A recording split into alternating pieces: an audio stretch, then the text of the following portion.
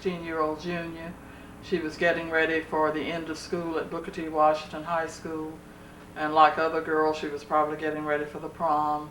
In 1923, she would marry Samuel Malone Jackson, who owned Jackson's Funeral Home. He was one of the most prominent business people in the Greenwood and Archer area.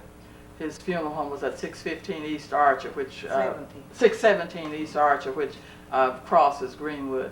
So she's going to be talking about her own personal experiences and also about Samuel Jackson and the riot. Mrs. Jackson, thank you so much for sharing with us today. First tell me about your experiences, you and your mother, and how you had to flee your home and where you went and how that riot affected you. Then tell me about what it did to your future husband's funeral home. Now, the night of the riot, we were sitting out in our yard, and the people started coming through the gate, just running through, going out the back. So they came so fast, my mother finally asked them where were they going. And they said they were having a riot over the hill, which was known then as the Brickyard Hill. We lived north of that. And they were just running, didn't know where they were going. And must have been about 8 o'clock in the morning, we persuaded Mama to let us go and get with the crowd. We didn't know where we were going. And when we got to Pine and Greenwood, the Home Guard had come from Oklahoma City. And they stopped us there. And they marched us from there down Pine to Cincinnati, from Cincinnati and Pine down to where the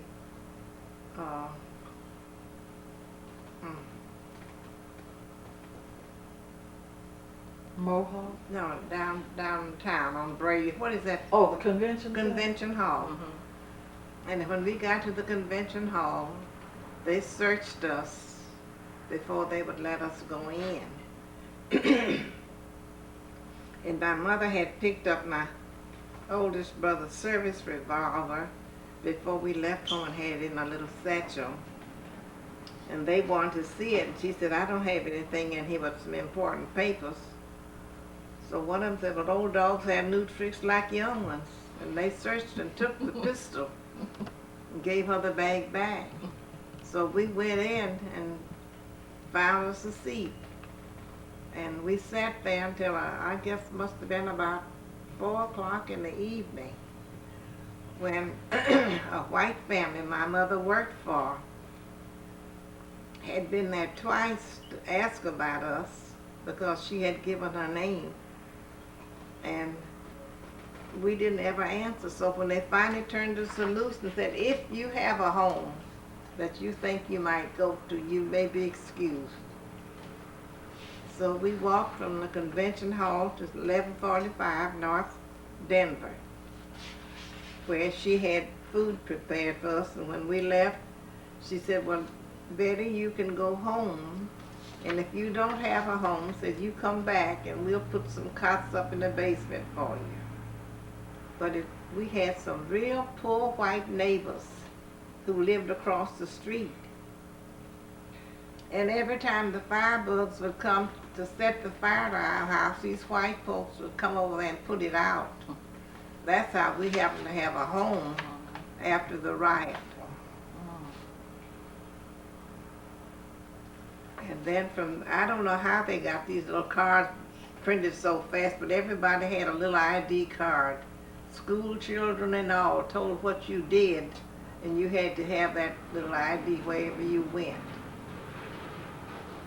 I kept mine for a long time and eventually got rid of it. I don't know what happened to it. But from then on, it's been so long. I don't think what happened after that. Well, tell me about your husband in the funeral home. What happened to his funeral home? Your future husband. They destroyed the funeral home down on, partially destroyed it. It was on Archer Street then. And Mr. McBurney had a funeral home, white. And he came down, he said, well, Jackson, if you get some bodies or something before you can get on your feet, just bring them over to my funeral home and we'll take care of them for you.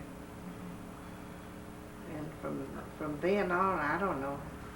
You did tell me in an earlier interview that McBurney and 2 or 3, McCune, and I think one other funeral home were ordered by the city to embalm the few black bodies that were embalmed. Since Jackson, who did most of the black embalming, his funeral home was destroyed, the city ordered these 2 or 3, McCune and McBurney, I know, and I think one other, ordered them, you know, if they had a few bodies to be embalmed. Now we do know the commission has found that most of the black bodies were buried in graves and speedily Oak Lawn and Booker T, what is now what used to be Booker T Cemetery way out on 91st. And there are rumors that some were just incinerated in Sand Springs. I don't believe that. And other rumors are that some were dumped in the Arkansas River. But we do know the bodies were decaying. It was urgent to get something done with the bodies so that there would not be an epidemic of disease. And I understand those 2 funeral homes that were embalming a few of the black bodies hired your husband, and that he stayed at the funeral home. Didn't you tell me that he stayed there? I don't think he stayed there. Oh. I really don't know where he stayed. But he did during embalm that for time, those white funeral. Yeah, Yes. McBurney is the only one I can remember at that time. And I think you told me they paid him $25 per body, or maybe I read that in the statistics or something. Well, I don't know what they paid. Okay, him. I have found that we have those records in our riot commission, and that your husband did do the embalming. In fact, I think the record shows that he actually stayed in the quarters behind the funeral home and embalmed for about 3 weeks straight, and that he got $25 per body. We do know that one of the bodies he embalmed was Dr. Jackson, this famous Dr. Jackson that was had trained at the Mayo Clinic and was shot by some ruffians, young teenage mobsters. Even after he had surrendered, they said he had come in from treating people and had his little satchel and was ordered to put his hands up, which he did, and he still was shot. Was taken to Convention Hall. I have interviewed some survivors who saw him there at Convention Hall lying wounded, and he died of his wounds, and your husband is the one who embalmed him. So we thank you so much for sharing this with us. Well, thank you. You know, all this is every once in a while, something comes up. Oh, well, if you remember anything new, you just give me a call and we'll come back and record it.